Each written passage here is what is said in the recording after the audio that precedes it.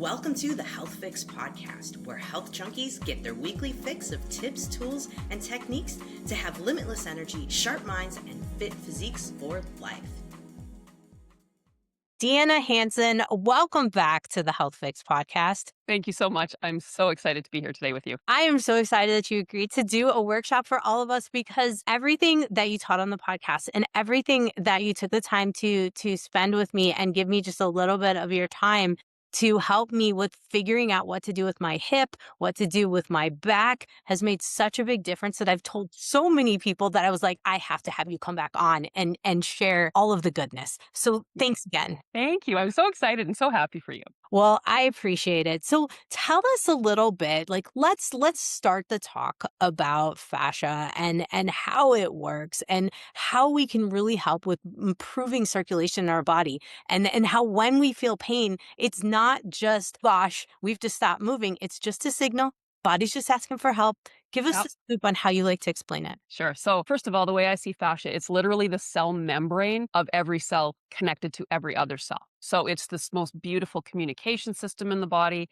And it's composed of a bunch of things, but two primary proteins. And this is where it really gets important to understand how this works. So there's the collagen protein, which is the structural protein. And then there's elastin, which allows us to be fluid and mobile. When they're in balance, what that does is it creates optimal space in and around every cell. And the reason that's important, space allows freedom of movement of nutrients into the cell, as well as the removal of waste and debris away from the cell. And as long as there's ease of flow, essentially, we feel great. We don't have any issues in the body, but that's nobody's reality.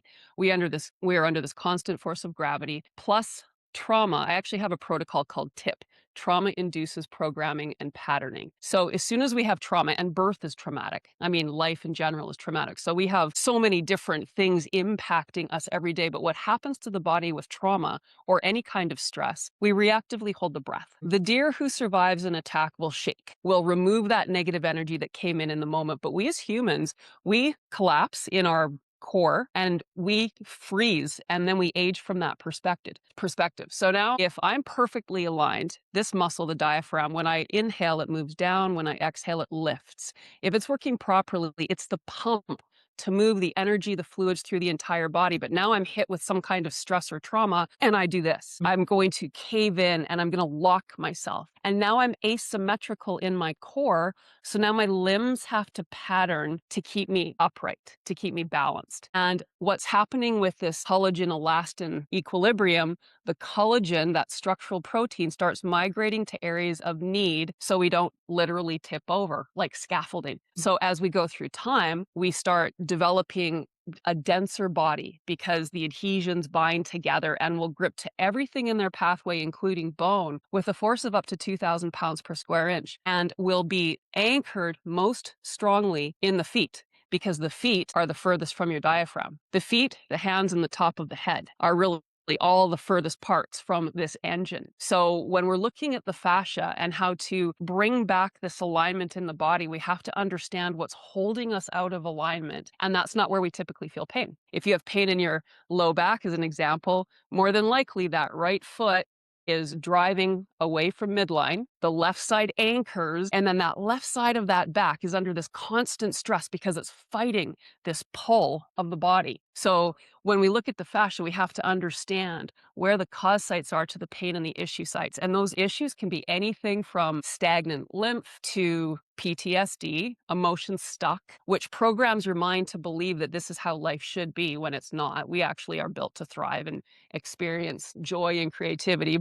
Most of us are living in survival mode because our breath isn't working properly because we've been patterned. Chronic pain, managing size and shape, all of it has to do with how our body is aligned. And really at the end of the day, we just weren't given instructions on how to drive this container that we came into this life in. So this is really what this work is about. It's about finding those areas of density where those proteins had migrated and releasing them from that holding pattern through improving proper diaphragmatic breathing, which is part of the class, what we'll share today. We inflate those spaces that we've just opened with blood and oxygen, and those hungry cells, they absorb that oxygen, they start to plump up, become more alive again, regeneration. And then the third pillar is understanding proper postural foundation so we don't simply fall back into those negative patterns that created the issues in the first place. my gosh. All the things that I wish everybody could hear over and over and over again. And now we'll have it on a recording. Wonderful. I have some pictures just to get people really excited about what they can expect if you dive in and actually do this as a practice. Yeah. Show Are us. you ready?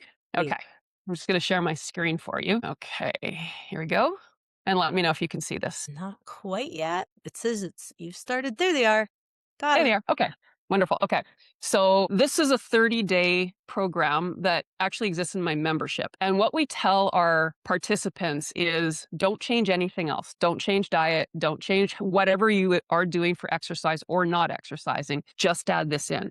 And this is probably about a 30-minute block class plus anywhere from a 5 to 15-minute alignment training so that we can again own the new space that we've created in the body. And what is so important to really look at again is the feet. And I know her feet here are a little shadowed, but if we could take a measurement from the front of the ankle to the tip of the toe here, because of the patterning, whenever I'm looking at a body, there's always one foot that pulls away, kind of like if you had a flat tire on that front right side, the steering wheel constantly gets pulled to the right. So that's what happens. The body pulls away and then the opposite side anchors. So now we get twists and torsions up the chain. So when we see that there's a change in the foot structure and there's more feet or more of the foot planted on the ground, that helps everything up the chain. We should have 60% of our body weight on our heels. Most people have about 80% or more of their body weight on the balls of their feet. And it's not a linear collapse. We literally wind down one direction or another, mostly to the right. Most people are right-handed. So what you can see though is like we would think this is fat, right? This is stagnant lymph, feces that wasn't properly evacuated from the body. It's really compression and ballooning because when the legs aren't properly aligned, it creates issues in the pelvis. So now your hip joints, which should be directly under the feet, they end up migrating. So then we get compressed and balloon from the lower portion. And then that anterior pelvic tilt causes the rib cage to come crashing down. And then we get this compression and ballooning. So then you're seeing this happening. And because she wasn't breathing properly through here, here's the diaphragm, which when moving up and down in the body creates energy. So because we freeze in that area, we end up breathing through the muscles of the upper chest. Those are the secondary muscles of respiration and the fallout mechanism if we're not conscious diaphragmatic breathers. And unless you're conscious of breathing, you're not, because we're still designed to survive. But we need to be conscious breathers to truly thrive. So now you can see how much change has happened in the neck here, for example. Right through here are the major lymphatic drainage sites. She's got a lot of blockage in through here. Now we see this nice opening up through here. We see the nice lift of the rib cage over through here on this side compared to, again, that collapsing into the core of the body. Yeah. So, and even in through here, you can see up in the throat and the change in the shape of the head and the jaw. So again, these are all things you can expect from doing this work. It's another example. And you stop me if you have any questions, you want to make any comments on anything. I mean, all I can say is in the previous one, like, look at her abdomen. Holy cow. It's like she went from so much puff to like you're starting to see the abdominal muscles. It's impressive. It's impressive. And then the whole, like, she looks like a whole different person by the side view, like completely.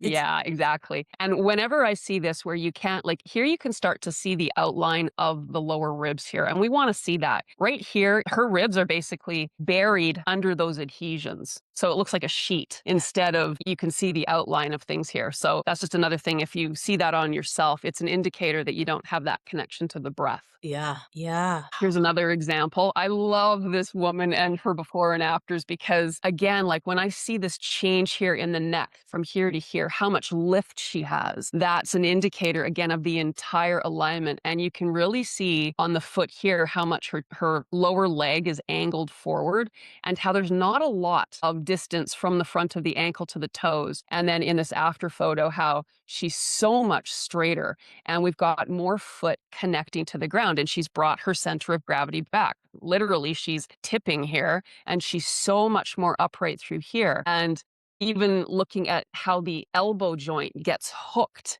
Because as we're tipping forward, think if you're about to fall, what your arms will do. So as we're literally tipping over time, it's like a slow moving version of a fall. Yeah. So we have to understand to unlock all of the areas in the body that have become these holding patterns. And it's just so obvious on her here, and the change in what that's done to the arms and how much more relaxed she is, how much longer her core is compared to here. You can see all of this compression and ballooning, same thing. And now she's really lengthened out through here. So wild.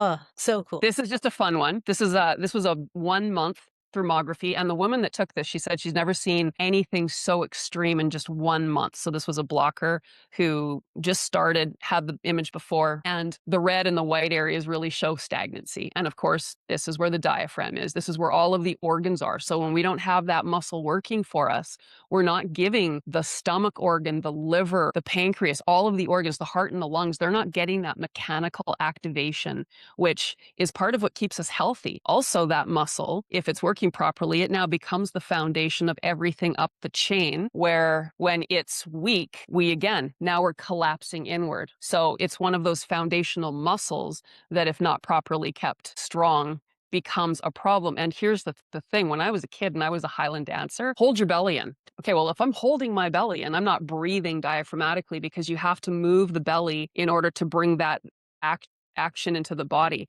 So I became a very strong upper chest breather. So then over time, this muscle weakens because I'm holding it in.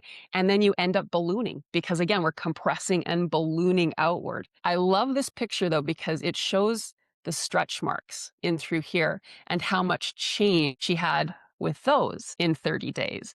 And again, you can really see the stagnant lymph area. You can see the puff in through here and how much she's really opened up the neck. She's really improved that, especially on the side. You can see that puff, how extreme it is. And again, this was only 30 days. So you keep moving and you keep doing the work, you keep seeing more positive changes. Here's another one. This was a 90-day. This was a challenge that we did a long time ago, before we even had some of our newer stuff, which is, so much more impactful. But this was 90 days. And what was so interesting for Connie, she'd had shoulder issues for years, and she was seeing the physio and trying to correct the pain, but they were working on the shoulders. And that's not going to correct the pain, because the issues are coming from the hands, the feet, the head, the entire body. So we make this practice really simple to follow, so that we're making sure that we're getting to all of the areas of concern, which is really everywhere. I'm impressed, and no other changes, right? This is just No, and that's what we always say. Don't change whatever you're eating. Like, just be your normal self.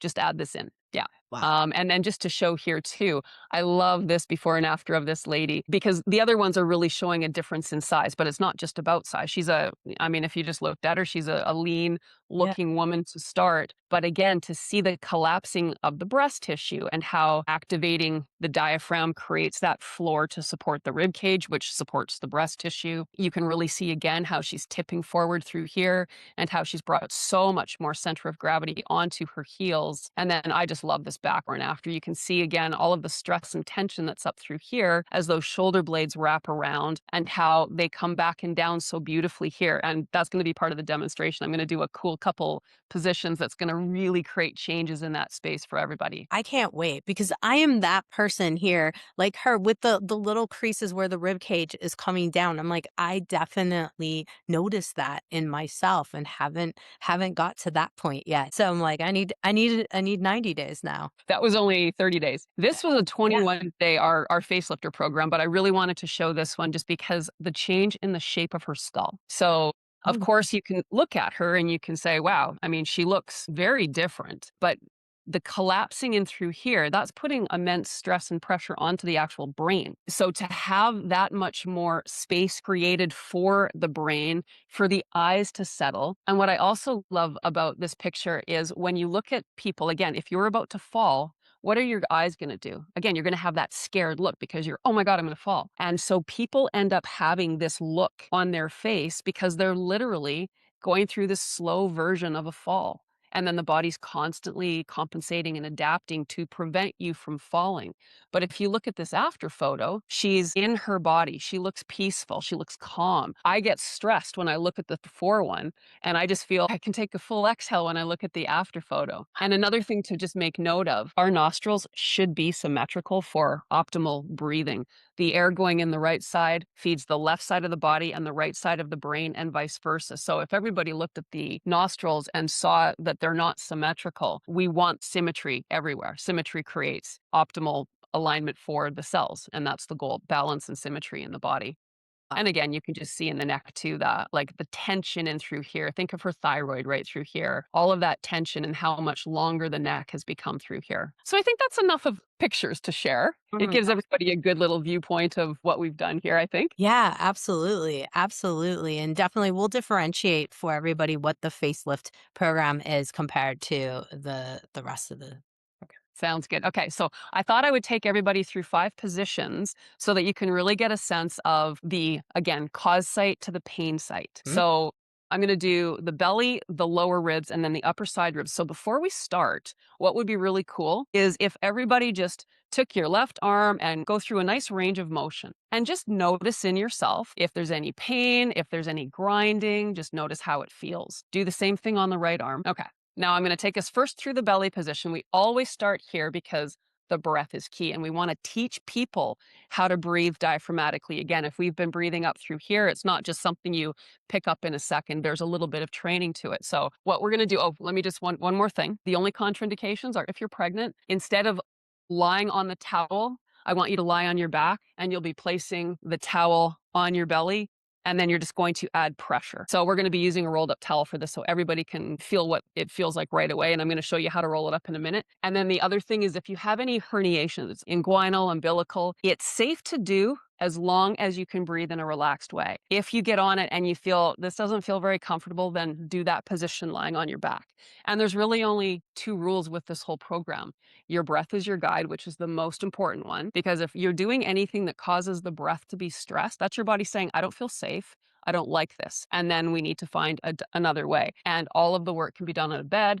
We also have chair classes for people that have mobility issues. And then the second one is we stay in positions for a minimum of 3 minutes because we are working to melt the adhesions to release those collagen proteins, and you can't rush melting. So let's dive in. Okay, so first of all, I'm going to show you how to roll up this towel. So you want a bath towel. I'm just going to bring my camera down so you can all see for a second here. So we're just going to take the towel and we're going to first fold it in half and then fold it one more time again. So it's a quarter. And then we're just going to roll it up nice and dense. And what's nice about this as well is if you're in a position and you feel that this is too high, you can always just take out some of the height. So you can adapt with that as well. I'm just going to put this around here so it doesn't move on me. And I'm going to start diving in. So the towel is going to be right on the belly button and we're going to be lying on it. So when we get in, we just take our time. To join you.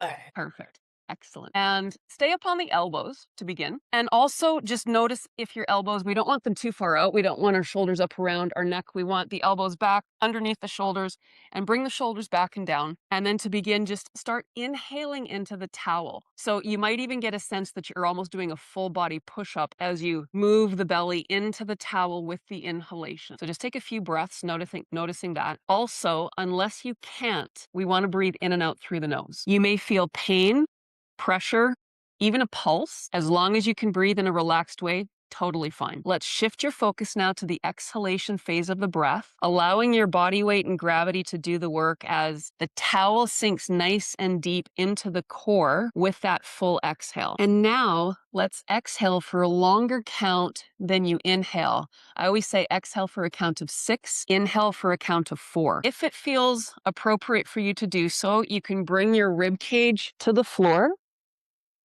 That does get a little deeper. So if that doesn't feel good, then again, just come back up onto the elbows and we'll spend 1 more minute here. And for the last 3 breaths, after you exhale fully, hold for as long as you can before engaging the inhale. And then when you're ready, place your hands under your shoulders, take 1 full inhale and then exhale up and off the towel. I got a back adjustment. So how did that feel? Felt good. It felt really Felt good? Yes. Beautiful. Okay. you might even feel like you've just done a bit of a workout, because when we're focused on diaphragmatic breathing, we are working this muscle. So even just breathing exercises is a really great way to exercise. So people can exercise even if you're in bed, right? We don't have to be up and actually moving our limbs to get this moving. Okay, so the next position we're going to do is we're going to do two positions. The first one is going to be the left lower ribs. So for the ladies, just underneath the breast tissue, if there's any men watching, just feel these ribs. And we're going to be, again, very similar, just lying on it right up through here. So when you get into position, take that right leg out to the side and then just gently lower yourself onto the towel, onto that one position, those lower ribs. Got it. There we go. All right. Okay. So for some people, this may be more than enough sensation. Again, we always want to follow that breath, but I'm going to be taking you through some movements. So if your breath becomes compromised, just stay in the position that you can breathe in that relaxed way. So let's first focus on the full exhale. So while you're on your belly here, feel the belly moving up into the core with the exhale, like you're squeezing the belly small, and then allow the belly to relax with the inhale as it moves down toward the floor. And now that you're settling in here, you may be able to gently lower the rib cage, which will apply more pressure onto the ribs. How you doing? Feel good? Good. Feels good. Good. Okay. Next, we're going to take that right hand to the right side of the body and just put a little bit of pressure so we can just gently roll more toward the outer portion of those ribs. And from here, this is going to get a little more intense. So just so you're aware, we're going to walk the hands over to the left and create a little bit of a twist over to the left with the upper body. Okay. Feels good. Good. And if it feels okay, you can lower that rib cage even a little bit more. Of course. And it actually helps to smile. It changes the sensation if there's some pain involved. It makes your brain think that you're having a good time. So you might as well put a smile on your face. Nice. Nice. We'll take 3 more slow exhales here. Something just like that on my right hip in the back. Very cool. Nice. Oh, nice. Now let's very slowly bring the body back to neutral. And let's just take 3 more slow exhales here. After exhaling, fully hold before engaging the inhale. And you can lower the rib cage as much as it feels comfortable to do so. Now, when we're ready to get up and out, I want you to be very thoughtful that you don't just jump up off these lower ribs. The 2 bottom ribs are floating ribs. We want to be gentle with ourselves. So again, place your hands under your shoulders, nice full inhale, and then slowly exhale as you lift up off the towel. And before we go into the next position, I just want to share why that's so important. Right through here, we have the aorta leaving the heart. Because most people are right-handed, most people do this. Yeah. So now we're taking this tube and we're literally twisting it. And now your heart has to work harder to try to push blood out of there. So one of the very many reasons, plus we've got our stomach organ here and we want to have space for the stomach to do its job properly. Okay, so the next position, we're going to, right at nipple height, we're going to take the towel and we're going to be lying on it that high on the side. Okay. Now go. Yep, and you can have your knees bent just to be nice and balanced, and you can rest your head in your hand. Okay. Got it. Perfect. And you can even place your top hand on your belly just to make sure, inhale, belly gets big, exhale, belly gets small. It's very counterintuitive, especially if we've been inclined to really hold in the belly to try to keep it looking flat. And now you can roll forward and you'll likely feel the outer portion of the breast tissue getting compressed, which is what we want. So we're going to take the hand and we're going to use our fingers to walk the arm away from the body to lengthen as we allow ourselves to compress a little further. Now I'm going to take you again into a bit of a movement. So respect your limits. We're going to take the top leg to the floor, straighten that bottom leg. And then we're going to walk the left hand over to the left. Okay. And that's going to open up this lymphatic area, open up that shoulder joint a little more. Keep focusing on that full exhale. To go a little deeper, we can come onto the fingertips of the left hand. And now most advanced would be to lift that left hand up off the floor. Now I see you're on your right side, not your left side. I'm like, wait a minute. You're backward. That's okay. You're following along. You're lifting up this arm. We got this. Yeah. So if you can take that right arm behind you. Yeah. My left arm, your right arm. And if you can lift it up, that really brings some added compression into the space. That's good stuff. Yeah. Nice. I have to remind myself to breathe though. That has been something that I've had to do this whole time I've been working on this. Eventually you become an unconscious conscious breather. It takes some time though. Nice. It is the most natural thing for us, but because birth is traumatic, we end up with a breathing structure right from the get-go, and then life impacts us. So this is really teaching us to remember how beautiful these containers for our soul actually are. Nice. Let's walk that hand back to the top. And now you can gently bring your body back to being on its side, and you can support your head again. And then let's just take a couple breaths as we just rock forward and backward. And when you're ready, you can lean into the top hand and slowly exhale back up. And now let's check in with that range of motion with that left arm. Now, your right arm, obviously, but whatever arm you've just, or whatever side you've been working on, notice. Wow. Yeah. So much more. And the thing is, we didn't actually work the shoulder joint, right? Because this creates your shoulder blades to migrate. And then the reason this position is so important is because the scapula, the shoulder blade, will adhere to the ribs, locking you in this alignment. So we need to release these in order to bring that shoulder into its correct alignment so it has optimal range of motion. So huge. So huge. Cool. Lovely. Okay, now we're going to get right on to the liver. This is a fun one. You know, everybody's liver's angry. Lots of people have fatty liver disease. So fatty liver disease, if your liver's cold, think of butter at room temperature. It's a solid, you heat it, it's a liquid. If this muscle is not working 24/7, now we don't have any heat or energy to support this organ.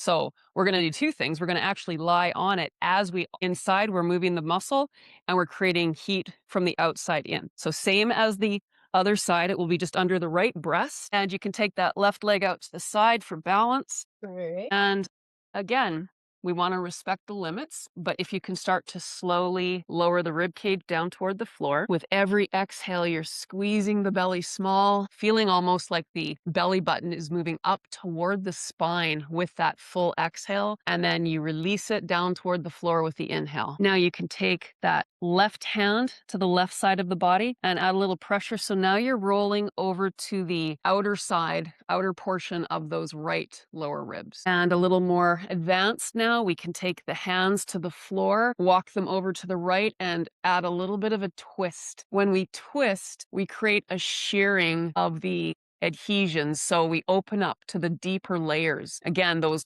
collagen proteins will grip to everything, including bone. So we really want to get to that bone level. And when we shear, we open up the layers so that we can go deeper. Ooh. If it feels okay, you can lower the rib cage a little bit more. Slowly walk the body back to neutral. And for the last 3 breaths, after you exhale, fully hold before engaging the inhale. And you can drop the rib cage as close to the floor as feels comfortable for you. Place the hands under the shoulders. And again, these floating ribs, we want to be really gentle with ourselves. Nice full inhale, slowly lift with the exhale. Doing good? Yeah. Excellent. Okay, last one.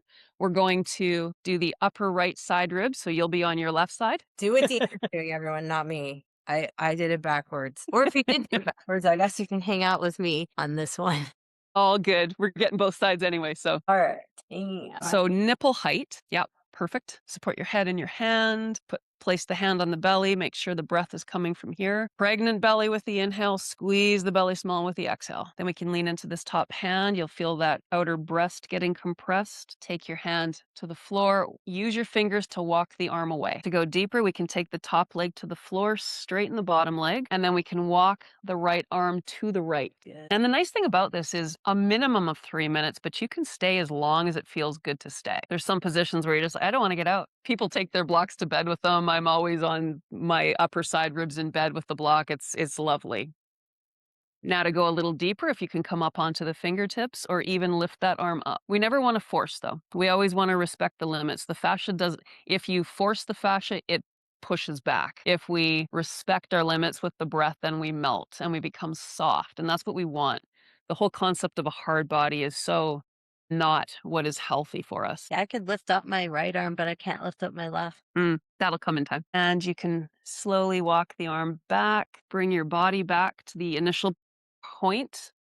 Support your head in your hand. And let's just rock forward and backward and then lean into that top hand and then slowly exhale up and up. And then let's check in with that right arm and notice if you have some improved range of motion, improved quality of movement. Yeah, so good. And that's a little taste, a little taste. I would love to chat about the actual tools that we use and why, if that's okay now. Yes. Okay. So this is called block therapy. really what it is fascia decompression. So over time, we compress and balloon, we get shorter and wider.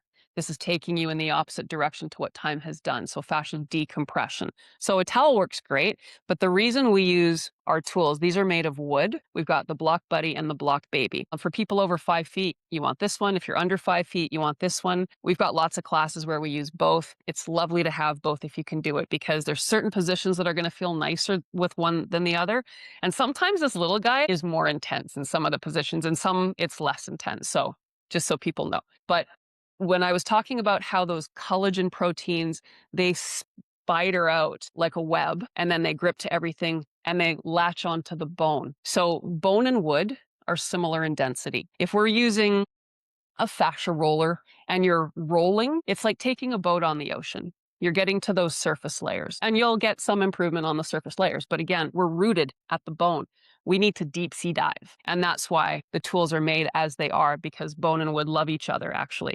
And lots of people think, oh, I'm in a lot of pain. I don't want to lie on something hard. But you're in control. We teach you that pain is like the baby crying. It's not something to fear. It's something to understand and move through. And with this work, we're not causing the body pain. We're making you aware of the pain that is deeper than what you're consciously aware of, so we can pull it up and exhale it out and continue. It never ends. But each time you do it, it comes with so many wonderful gifts. Now, having said that, there are healing opportunities that do happen, which is just a normal part of healing that we have to go through, because we're disrupting whatever our current state is, and we're putting energy in so that the body actually has the energy to move the trapped emotion, the debris, the toxins out of the body. So that's why these tools are made of wood, and specifically shaped so they're comfortable to get into all the areas of the body that we work, which is pretty much head to toe and everywhere in between. Absolutely. Absolutely. I like the Block Buddy just because I am smaller.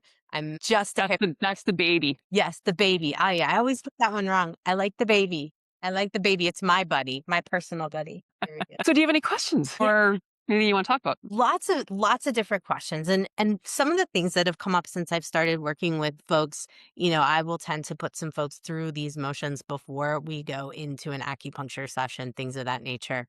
So my first one is when you were talking about the heart, because a lot of folks do have cardiovascular types of conditions, and I, being an acupuncturist, believe that if we have compression, that's part of it, because it all comes from circulation. Have you seen folks be able to lower blood pressure?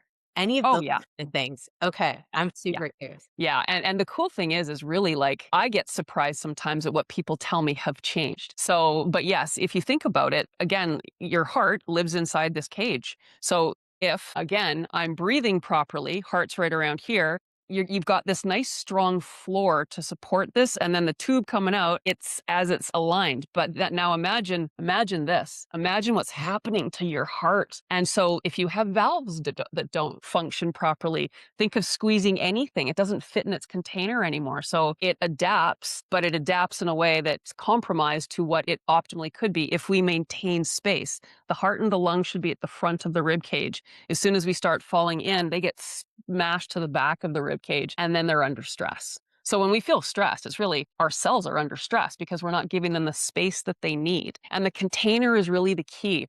I live in Winnipeg, and it can be minus 40 Celsius in the winter. If I can have the most expensive everything great inside, but if my window breaks, I'm going to die if I can't fix that window. So your cell's container, that's the protection for everything that goes on inside and out.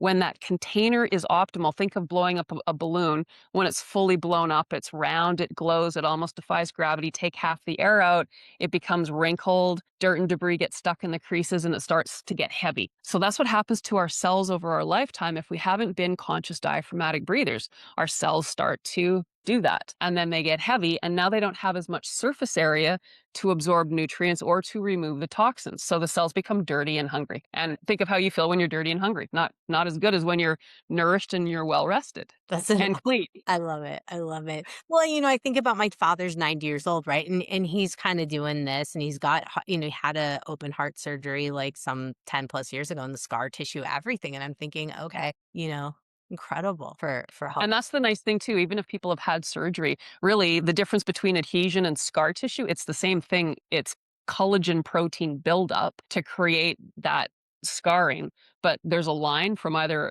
like a torn ligament or something, or a slice from a surgery. Or with adhesion, it's this slow forming, riddled throughout the body that becomes colder.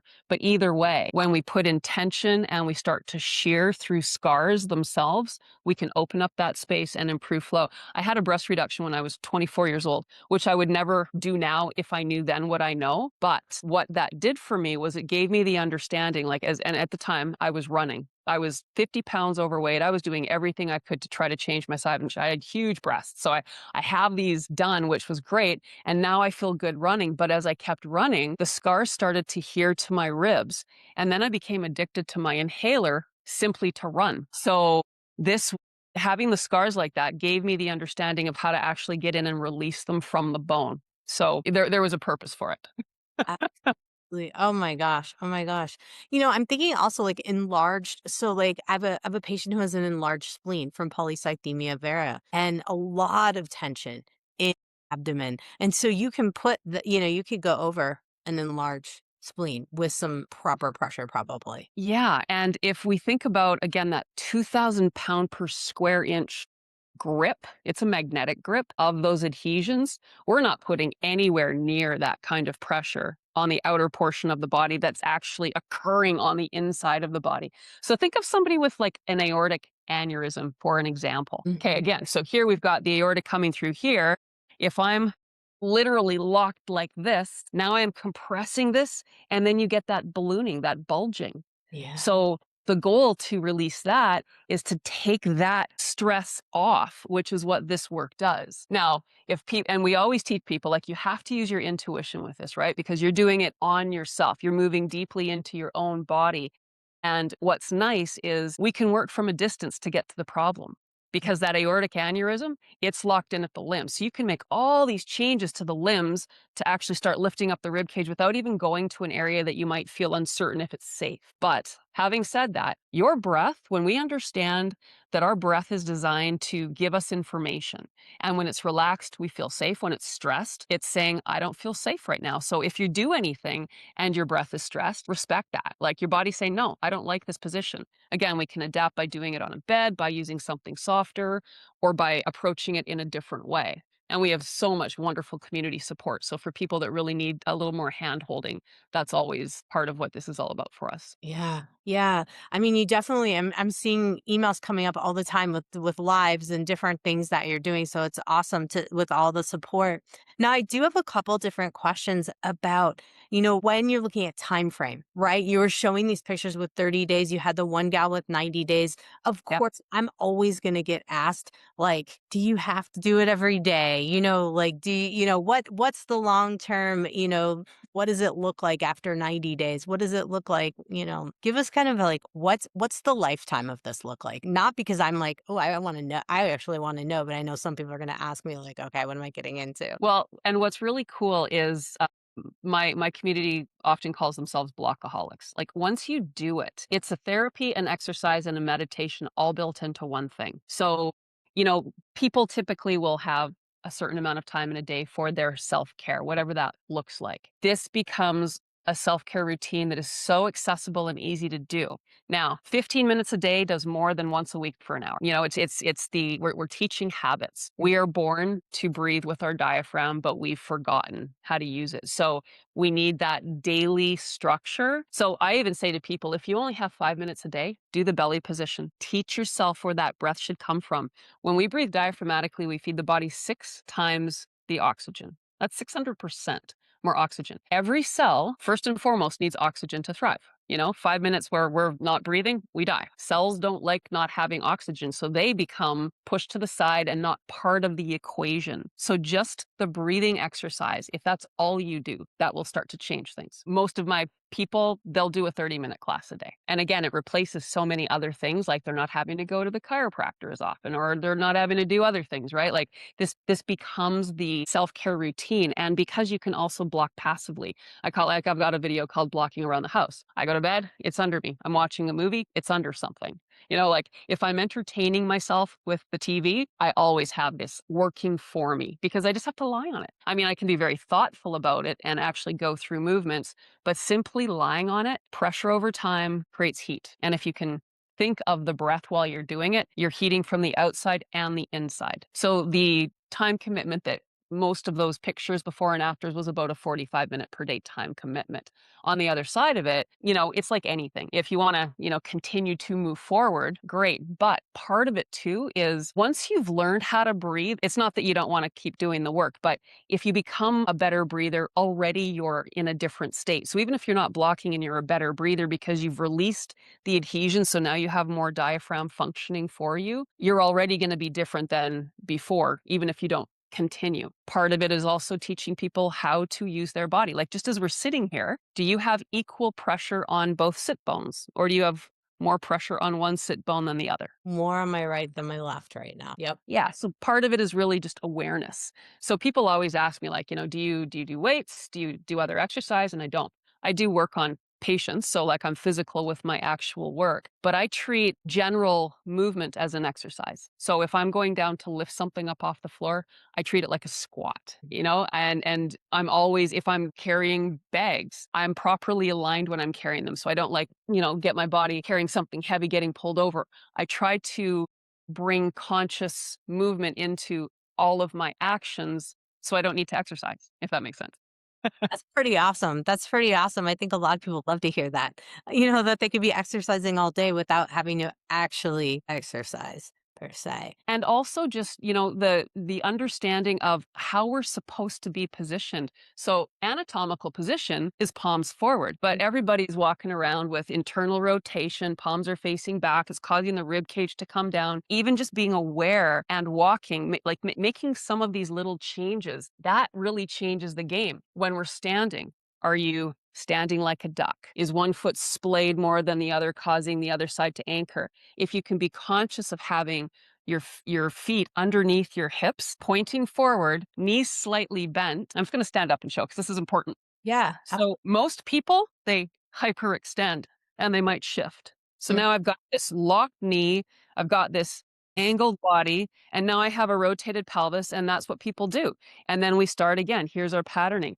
We want to have equal weight on both feet, knees slightly bent, pelvis aligned, 60% of your weight on your heels. As soon as I lock, I tip forward and I twist. So that creates less space for the diaphragm to function because as soon as our pelvis twists, now we collapse on one side. So now this muscle's compromised and we're all compromised to some degree, but this work brings more of it online to activate everything. We even change brain frequency when we breathe diaphragmatically. That's how we connect to the parasympathetic nervous system. If you're breathing up through here, you're in sympathetic like 24/7, even when you're sleeping. So we never get into repair mode. Yeah, I think that's a huge problem. I mean, just working on bodies, as you know, a lot of the scalenes are incredibly locked on folks, you know, SCMs to some degree. But boy, you know, this is locked. I pretty much know, okay, not breathing well. Let's, Well, and that's a foot thing. So again, like rib cage is involved, arms are involved, but I start walking and I get pulled back in. Now they're going to be triggered again. So again, like when you saw those pictures and people suddenly were upright, all of these compensations can soften. And then when they're softening, there's improved flow. When there's improved flow, there's happiness of the cells. and the person. Exactly. Oh my goodness. Such good stuff here. I mean, I can see how it can benefit more than just the body, you know, as we think of tissue, as we think of pain. I think we can like agree that this goes to so much deeper and it's definitely like what I've begun to believe as a core foundational habit that we need to have for total body health, not just dialing in, you know, your nutrition and supplements and all those kind of things. It's like, no, we need this to help the hormones, to help the, you know, peptides, all the things as well. All the things. Yeah, because no matter what, if adhesions are locking or blocking flow to your thyroid or your organ or your muscle, it doesn't matter. And that's the thing too, when you can really get what's going on with the fascia, because fascia is every single cell in the body has fascia. So when you understand that adhesions are really the problem, not inflammation. Like inflammation has a bad rap because everybody thinks, oh, inflammation is the root of all suffering in the body. Inflammation is the response to the adhesion in the scar tissue. We need to know what to do with the inflammation to allow it to do its job for us and not icing. We don't want to stop it. We want to support it, but inflammation's not the problem. It's the adhesions that are the problem and the lack of breath that's the problem. Because breath is detoxifying as much as getting all the circulation going to clear out whatever the body's trying to do. And so important, so important. 84% of weight loss comes through proper exhalation. That is so mind-blowing. Well, and me in my 20s, when I was 50 pounds overweight, I was running, I was doing Taekwondo, I was doing weights. There were times I was like literally starving myself. I had an eating disorder for a while. So anyways, all of that to say, the whole, like the weight loss concept, like eat less, work out more, it wasn't working for me. And I'm like, why are the rules of weight loss not applying to my body? And it was because I had no breath. It was when I started yoga when I was 30 and this whole journey began for me that I recognized I'm not breathing hardly at all. As a dancer, again, I was told to hold my belly and I had tons of trauma in my life. And we all do. Like, that's the point. We're all traumatized from the get-go. And what's interesting, what you just said about it's more than the physical, it really creates our identity. So I'm just finishing up my book called TIP, Trauma Induces Programming and Patterning. So when I was 2 years old, an event occurred which put me in a place of shame. And then, for the rest of my life, my lens is through shame, not through, wow, we are these powerful, amazing, creative creatures and beings that really can do anything if we allow ourselves to have what God gave us. But we need to work this properly and we need to breathe properly. So the whole book is really talking about the programming creates your identity. It's how you see yourself in this world. And when you start to change that through opening up this and cleaning out not only the physical, but the emotional and the mental, then you can reset yourself so that you're living each moment as a unique expression instead of as a cycle of thoughts. People break up with somebody because they're not happy, but they end up in the same relationship. Different person, same issues, right? Because you keep going through those cycles.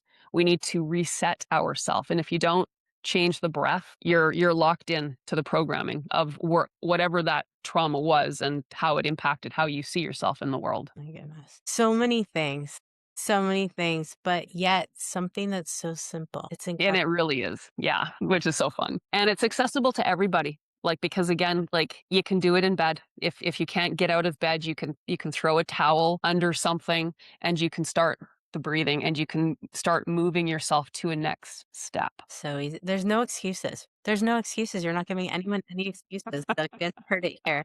There are no excuses not to do this. So No. let's talk about how they can dive into block therapy, how they can work with you, then also when your new book's coming out, because we have your other book, of course, and we'll have that in the podcast notes and the workshop notes as well. Goal is end of September to have it come out.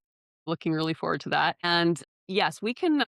Well, I mean, people just had a free class. So if you do this and you like the results from this, then the next step is the starter program and you'll have that. And again, you will be given an option of one or the other or both. I recommend both if you can. This guy is so great to travel with. This one's a little bit more burdensome and heavier, but this little one, great to travel with. I've always got one with me. Yeah, I've been traveling with that one too. That one's made it, to a couple fun places. So it's seen some stuff. Perfect.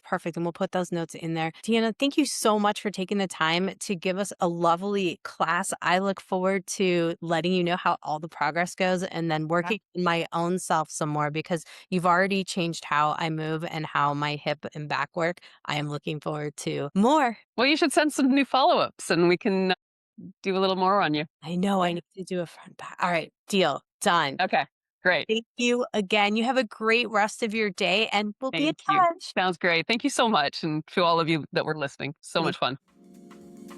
Hey, fellow health junkie, thanks for listening to the Health Fix podcast. If you enjoyed tuning in, please help support me to get the word out about the podcast. Subscribe, rate, and review, and just get that word out. Thanks again for listening.